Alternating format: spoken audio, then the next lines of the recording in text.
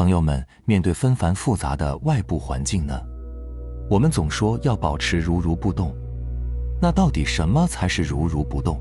我们又该如何保持如如不动呢？首先，我要问大家一个问题，那就是如果要用一种物体来形容，什么物体最能代表如如不动呢？可能有人会说是磐石，正所谓坚如磐石，稳如泰山嘛。我们通过物理力学来分析一下磐石。磐石很重、很稳、很坚硬，你拉它拉不动，推它也推不动。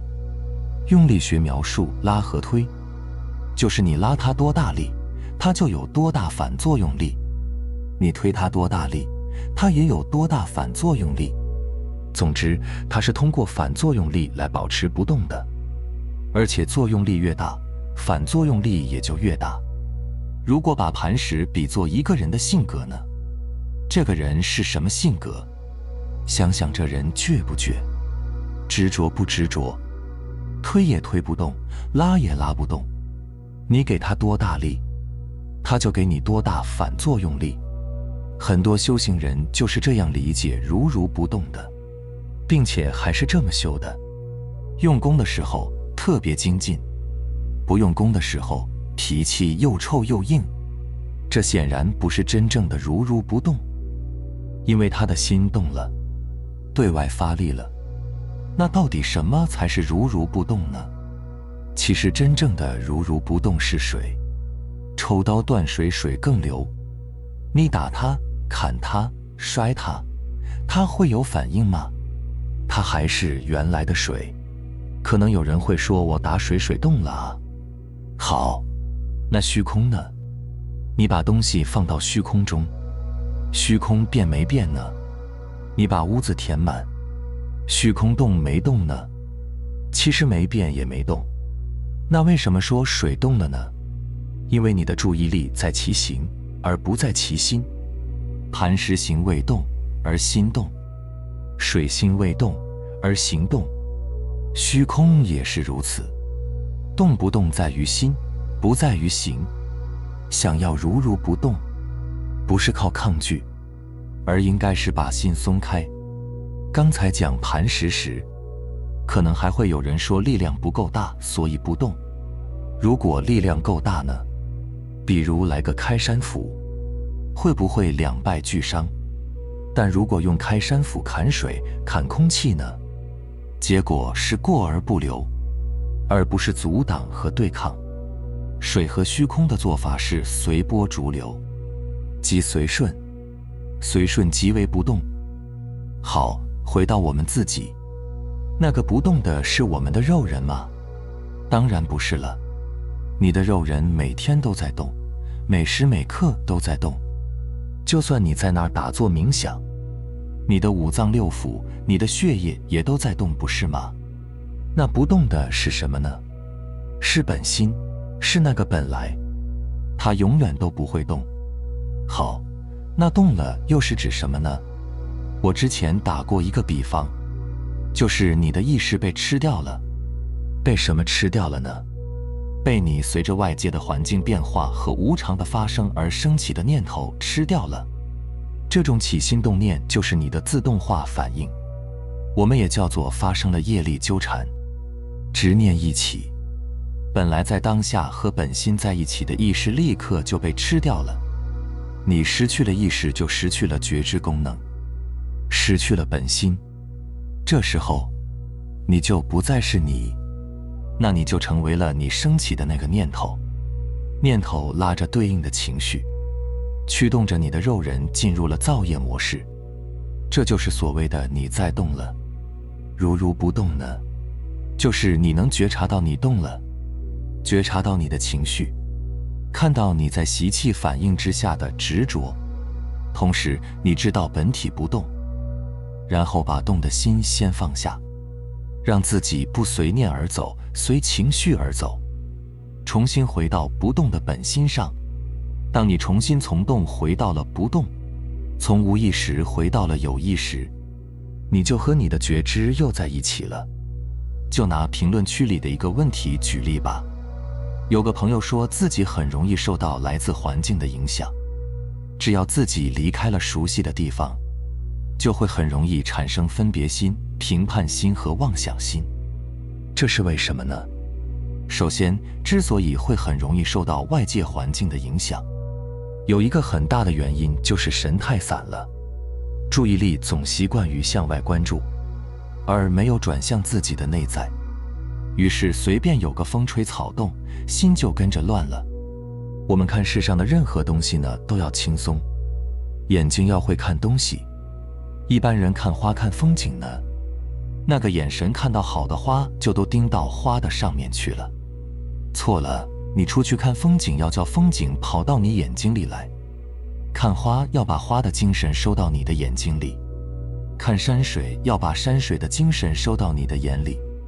不要把自己的精神放到山水上，放到花上，对它没有用处，对你也没有好处。这就是精神内敛。那什么是外，什么又是内呢？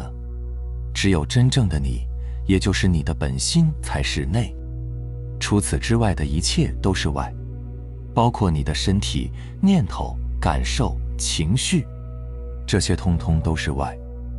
因为对于真正的你来说，这个外根本就是个幻象。精神内敛，就是时刻把注意力回到本心，站在内，回看外，站在本心的视角看人生，应对人生，便始终都是内心平和，如如不动。你之所以会起评判、起分别，就是因为你陷入到头脑的内容里了，那里面就像一个蜘蛛网一样，密密麻麻的，一个标准套着一个标准，一个概念套着一个概念，会牢牢地把你抓住，困在里面。比如你每到一个新的地方后，你的头脑可能就会升起比较，和谁比呢？和你记忆中那些熟悉的地方比。什么这里的人好没素质，风景也没有我的家乡好，消费还这么高等等。有了比较，自然就会产生评判和对立，这时候你就失去了平静，陷入到情绪里了。你的意识没有在当下临在了，你的注意力又被头脑里生出来的念头给吃掉了。那这时候你要干嘛呢？你不是首先立刻去急着到外面找答案，去拿着你的一堆标准去评判、去要求，也不是急着评判自己，给自己贴上各种标签，比如我可能根本就不适合旅行，因为一旦如此，你就彻底的失去了临在，彻底的进入到了无意识的业力纠缠里面，很久都出不来。还是那句话，你一旦陷入情绪，那你首先要承认和面对的始终都应该是你自己内在升起的反应。外面的世界没问题，是你被外面的世界触发了反应。你得看见自己是如何无意识自动化的发生反应的。正所谓前念着境即烦恼，后念离境即菩提。这个着境你也可以换成着相，着相就是对外境起了评判，不着相就是安静不带评判的看见。佛家叫做观。每当你又掉线了，又陷入到头脑妄想了，主人又不在家了，意识被念头吃了，记住，你都可以通过如如不动的观，来把自己重新叫回来。至于每次当你又感受到负面情绪的时候，究竟是你的头脑又在自动化的幻想哪些具体的画面，中间又包含了哪些你对外界负面的评判，这就需要你自己把握业力功课的实修机缘，亲自去勇敢而坦诚地做如实关照了。每关照到一次，你就解脱一次；每关照到1秒，你就解脱1秒。你看，你生在无常的外境之中，你若是着了它，因它起心动念，那你就进入了烦恼；你若是不着它，如如不动，那你就证得了菩提。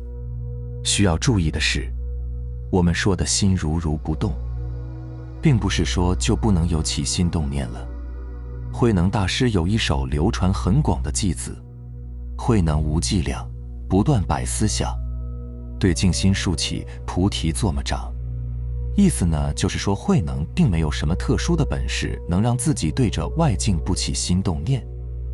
相反，他压根就不去刻意的想要断绝起心动念和烦恼，因为他的觉悟和智慧恰恰就是在无数次的对境起念、心生烦恼时长出来的。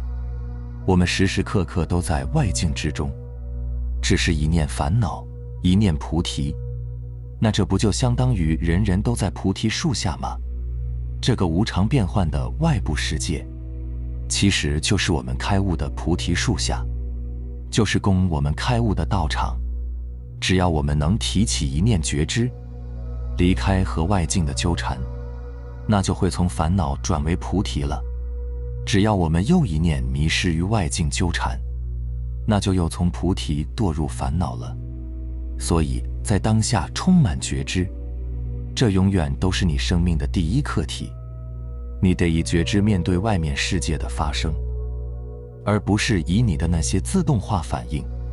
你要意识到，刚才你内在的这个情绪和信念的反应系统，已经不知不觉地把你本应该在当下体验生命的注意力给吃掉了。这个意识到就是你内观的开始，就是你重新回到当下生命体验的开始。这个过程中完全没有标准，没有头脑的评判，因为此刻这些头脑里的内容，应该是正在被你观察的对象。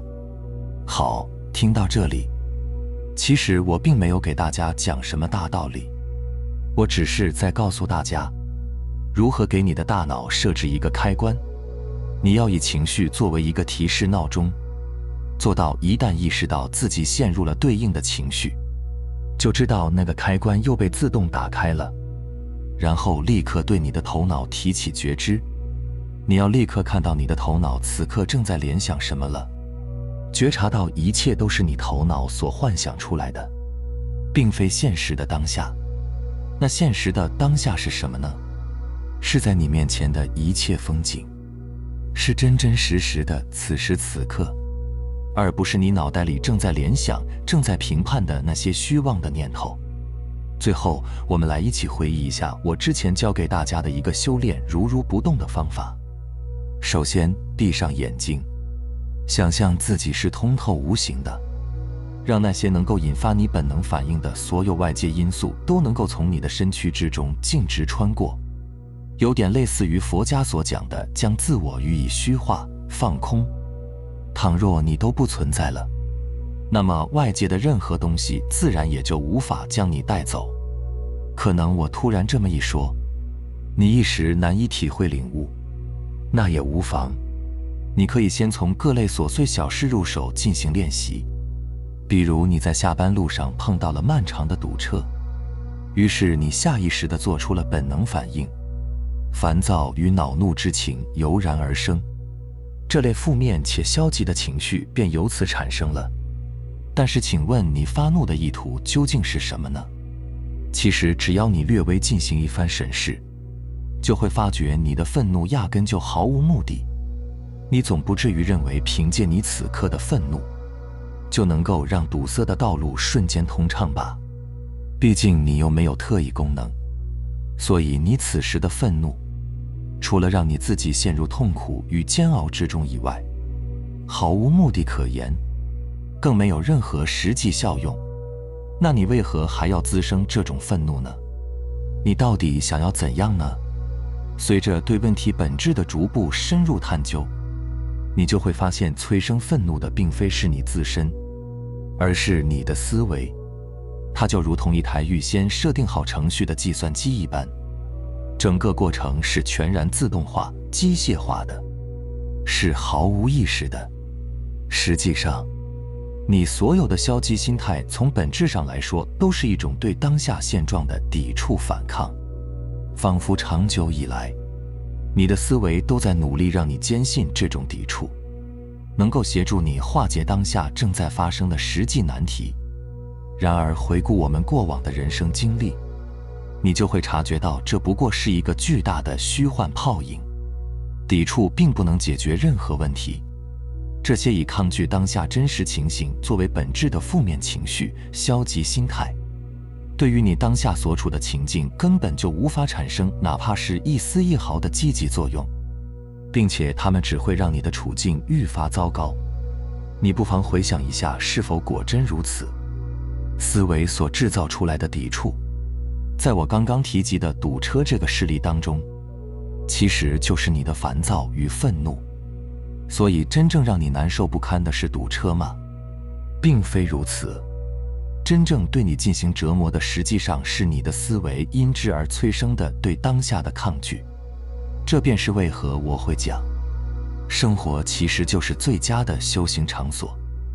任何能够触动你情绪反应的情境，都能够转化为你实际修行的课业与途径。牢记要将自己视作是透明的，看作是一团空气，而并非是一个实实在在的肉身。你只需修炼一项要点，那就是将你在本能反应机制下，在内心构建起来的那道坚固的抵触之墙彻底推倒，然后告诫自己，在这个世界上不存在任何不应该发生的事情。我接纳所有事情的发生，因为我是透明的，所以这些事物都会从我身上穿越而过。这种任其从自身通过的状态，便是所谓的流经。倘若你能够做到这一点，你便不会再对外界的刺激产生消极的心态，进而做出无意识的反应。如此一来的你将会变得无比强大，这样的你就掌控了真正的自主权利，你便是自己真正的主宰。你将获得自由，再也不会被他人所左右，不会被外界的变化所牵制，再也不会被你的思维所掌控奴役。明白了吗？好了，非常感谢你能看到这里，希望能对你有所触动和启发。我们下期再见。